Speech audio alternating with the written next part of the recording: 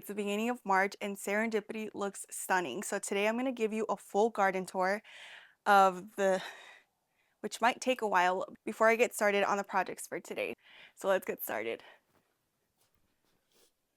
Yeah, come in with me.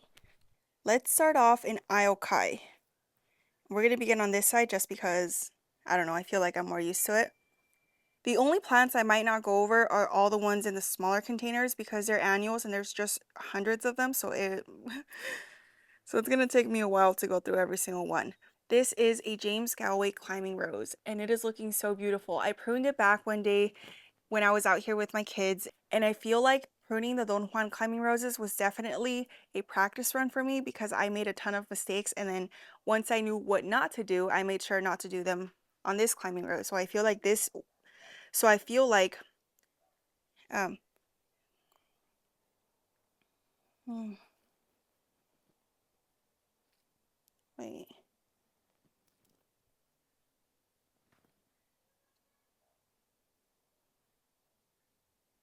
hold on. The first thing I want to show you is this James Galway climbing rose, which I think looks stunning. It's probably about 8 or 9 feet tall by now. It was planted very recently. It was planted as a bare root. It's from David Austin and it puts off some gorgeous warm toned pink blooms that have a bunch of petals on them.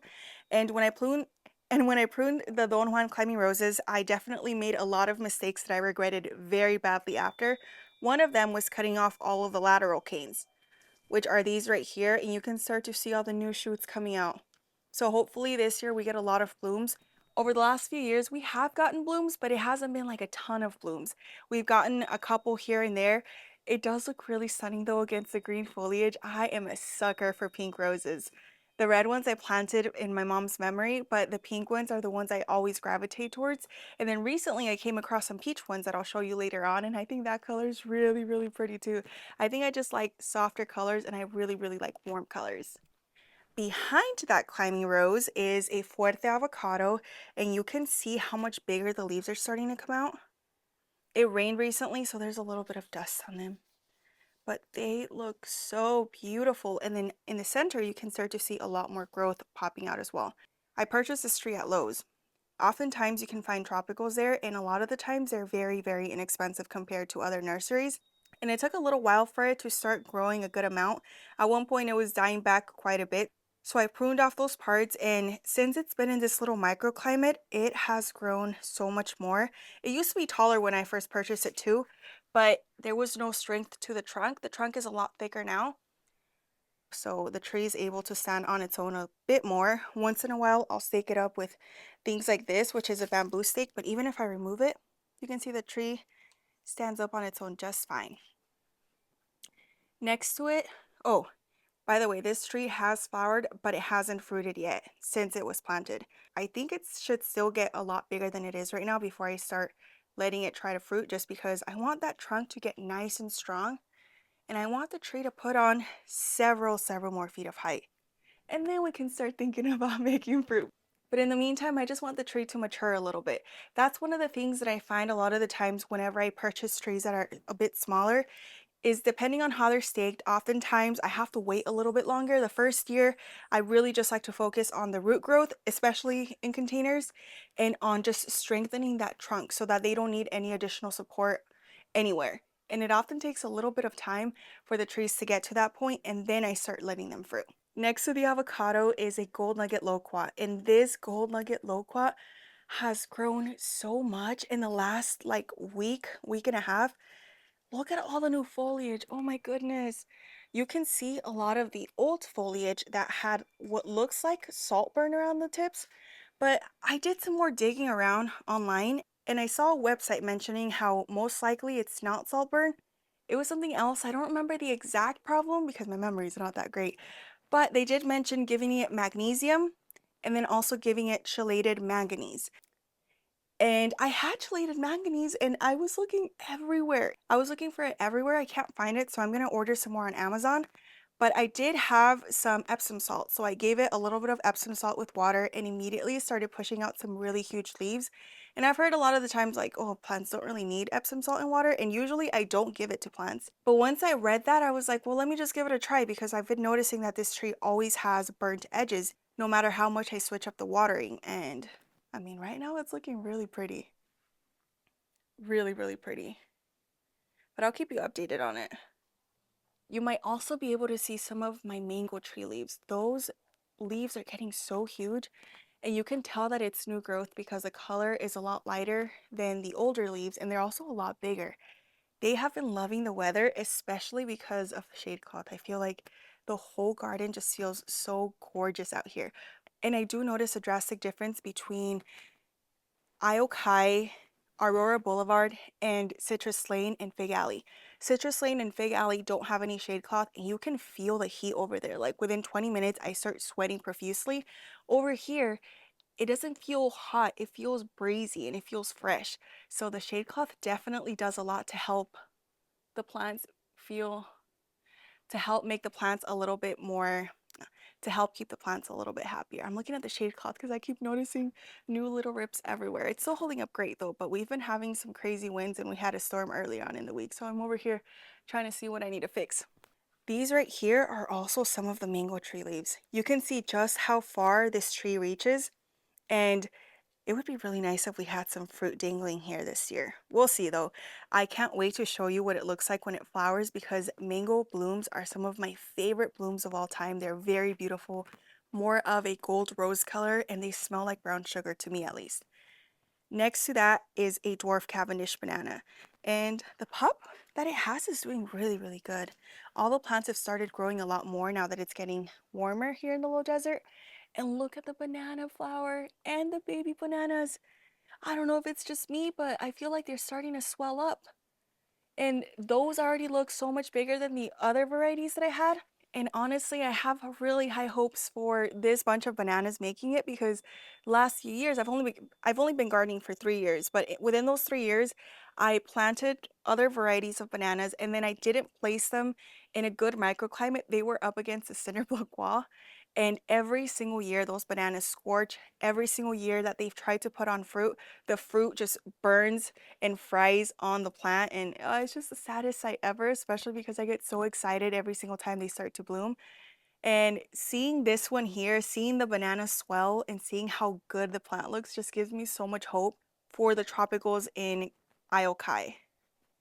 And look how cute that is. Before you couldn't really see the bananas peeking out, but now you can start to see them peeking out and the flowers starting to stretch a little bit more, so the next layer is coming out. Look at that.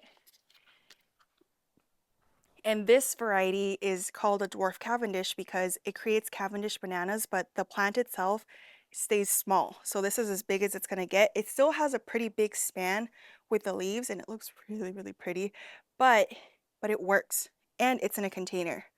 Most of the plants that I have are either in 25-gallon or 15-gallon containers. Then I have annuals in smaller containers right here, like aloe vera. This came from one plant that my mother-in-law gave me a while ago. And well, the truth is, she gave me a couple at first, but I didn't know how to take care of them. I didn't know, you know, and so I accidentally killed them. And then I asked her if I could just have two more pups so that I could try again. And she was like, yeah, she has so much in her yard. And these I planted in well-draining soil. I don't even have them set up on drip. They get watered whenever it rains and then whenever any of the water from the other containers um, seeps out. And look how happy it is. The other aloe veras, I took so much care of them. I was watering them, I was checking them often, and they died on me. And this one I do nothing and it's thriving. So that's good, I guess. Less work for me. I also have eggplants, an artichoke, some chives back there. I think I have, I don't know what the, oh, I think I have chives here too. And this is the little Cotto avocado, which is really starting to fan out and put on quite a bit of growth. I'm so excited for this little tree because look at that trunk. Compared to my finger, it's getting there because when I first planted it, it had a very thin trunk as well. The tree just kept falling over. So I staked it for a little while. Recently, I took the stakes off and the tree's standing up pretty good. It's nice and bushy. This is a little Cotto avocado. This variety stays pretty small and compact, so it works really well in a container. And then that container I actually just picked it up at the 99-cent store. And when I come in closer, you can start to see some new growths beginning to pop out.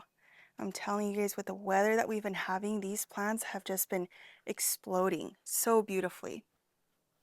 Back there, I have some hollyhock. I think this variety came out white and it looked so stunning. I think white and green are some of my favorite I think white and green are some of my favorite color combinations in the garden just because they pair so well. And a good example is the citrus blossoms. Like, do you see how gorgeous that looks? These do have that warm yellow center, so that also looks really stunning, but that's one of my favorite color combos. And I think you can't ever go wrong with white and green. But look at how many blooms are on this bear's lime tree. This is a tree that I planted too deeply. Look at all the new growth up there. Oh my gosh, you guys.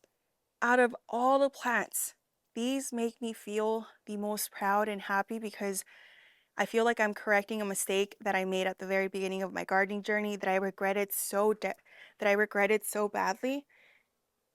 And look at the payoff of correcting my mistakes. That is nuts to me. The bees love it here. The bees are back.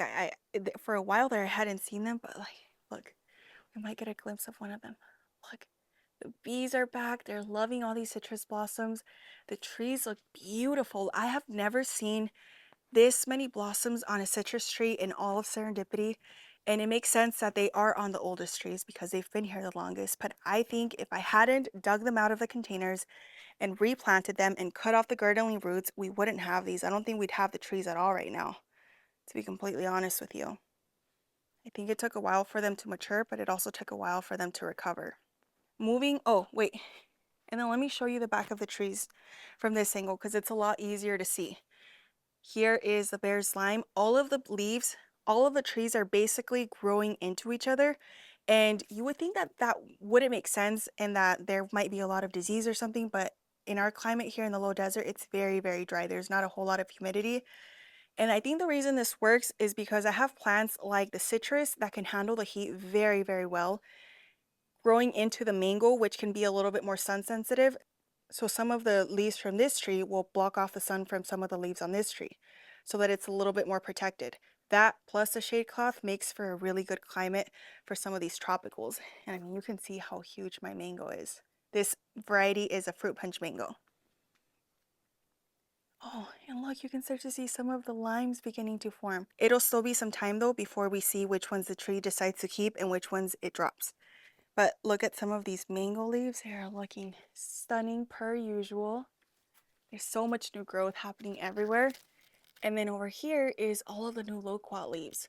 This loquat hasn't fruited yet. I don't know how long they usually take. It's put on quite a bit of height and it's finally starting to fill out a little bit more as well because I felt like for the longest time, the branches would stay kind of bare and there would be leaves on the very, very tips, which doesn't look bad. So I don't know. I feel like it's finally liking this area a little bit more. But these are some of the leaves that I was mentioning before. They get a little bit of burn on the side and they're always the older leaves and then they turn yellow and they fall off. There's one over there that's going to fall off soon. So hopefully the chelated manganese helps with that. Look how pretty. Okay. Next,